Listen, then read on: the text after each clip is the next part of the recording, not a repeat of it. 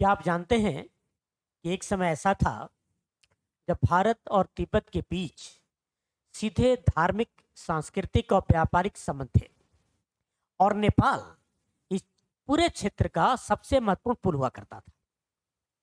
लेकिन फिर ऐसा क्या हुआ कि आज तिब्बत चीन के नियंत्रण में है और भारत चीन सीमा पर तनाव है और नेपाल दोनों देशों के बीच संतुलन बनाने को मजबूर है। क्या आपको पता है कि नेपाल एक छोटा हिमालय देश है या दक्षिण एशिया की भू राजनीति की सबसे महत्वपूर्ण कड़ी है? और सबसे बड़ा सवाल यह है कि अगर नेपाल, भारत और तिब्बत के ऐतिहासिक संबंध कभी टूटे ही नहीं थे तो क्या आज एशिया का शक्ति संतुलन बिल्कुल अलग होता? आइए आज हम जानेंगे कि तिब्बत और भारत के 2000 साल पुराने रिश्तों की पूरी कहानी, जिसने हिमालय की राजनीति, धर्म, व्यापार और सामरिक संतुलन को हमेशा के लिए बदल दिया। और ये भी देखेंगे कि इनके बीच नेपाल का क्या रोल रहा है। एक समय था कि जब हिमालय दीवार नहीं पुल था। आज हम हिमालय को एक प्राकृतिक सीमा मानते हैं, लेकिन हजारों साल पहले हिमालय दीवार नहीं बल्कि एक पुल था। भारत से बौद्ध धर्म नेपाल के रास्ते तिब्बत पहुंचा, है ना। भगवान बुद्ध का जन्म नेपाल के लुम्बिनी में हुआ, लेकिन उनके विचारों का विकास भारत में हुआ। 7वीं और 8वीं शताब्दी में भारतीय विद्वान और बौद्ध गुरु तिब्बत पहुंचे। तिब्बती बौद्ध धर्म की जड़ें भारत की नालंदा परंपरा से जुड़ी हुई है। यानी तिब्बत में जो बौद्ध धर्म है उसकी जो थीम है नालंदा से है। भारत की नालंदा जो बिहार का एक जिला है। यानी तिब्बत की धार्मिक आत्मा भारत से और उसका भौगोलिक संपर्क नेपाल से जुड़ा था। अब आती है कि सदियों तक नेपाल, भारत और तिब्बत के बीच व्यापार का मुख्य मार्ग रहा है।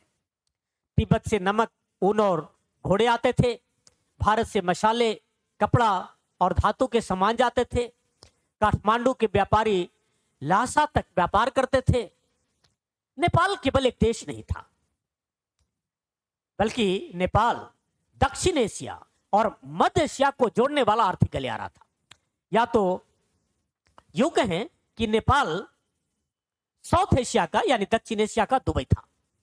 इसी कारण नेपाल की आर्थिक समृद्धि हिमालय व्यापार से जुड़ी हुई थी। अब देखिए बदलाव आता है।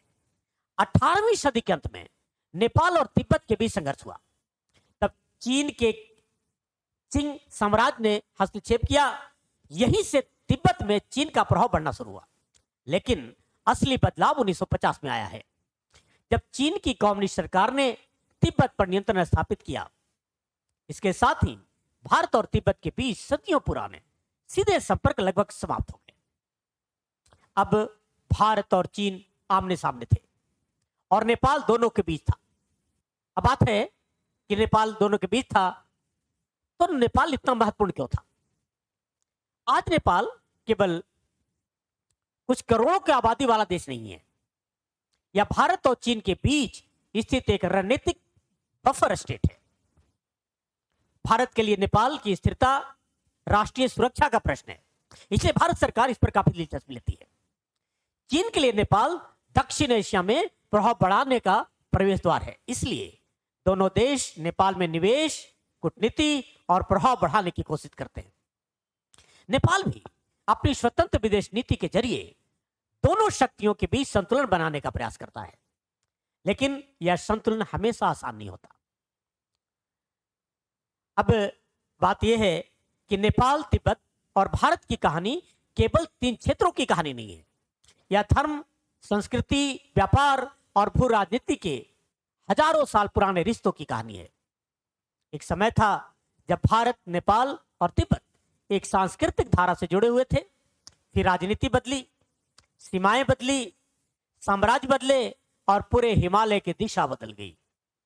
लेकिन सवाल आज भी वही है, क्या भविष्य में नेपाल, भारत और चीन के बीच संतुलन बनाए रख पाएगा? और क्या हिमालय फिर कभी टकराव की जगह सहयोग का पुल बन सकेगा? आप अपनी राय कमेंट में जरूर लिखिए ताकि मैं इसमें और बात को समझ सकूं। धन्यवाद। Thank you very much.